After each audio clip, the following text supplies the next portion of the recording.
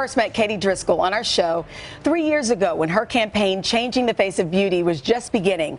The nonprofit that advocates for people with disabilities has grown a lot since then, making major waves across the country. For any parent, seeing a photo of your child usually brings a smile to your face. But for Katie Driscoll, this photo of her daughter Grace means something more. When I first saw Grace hanging in Walgreens, it was surreal. I could have definitely shed some tears. You know, Grace could care less, but it's a pretty neat experience. That's because Grace's smiling face is hanging in 8,000 stores across the country as part of Walgreens' new Easter ad campaign. It's a reality that was once only a dream 5 years ago. Katie Driscoll is the force behind Changing the Face of Beauty. She started the nonprofit in 2012 to advocate for more images in the media of people with disabilities. I believe that the media honestly can change the future of the disability community.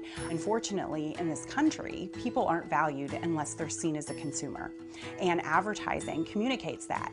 It all began when Katie and her husband were told their sixth child, Grace, would be born with Down syndrome. I was scared, but when I went home and started researching, I realized that I was going to have to take her future in my own hands. I had to prove to the world that this child was going to be successful. She didn't see many people who looked like her daughter on TV or in advertising. I was shopping and I noticed that there wasn't a lot of representation of my family or my daughter. Changing the Face of Beauty started as a modest campaign. I was a mom at home raising my kids, didn't have a lot of confidence, and definitely would not have stepped out of my comfort zone to take on such a strong industry.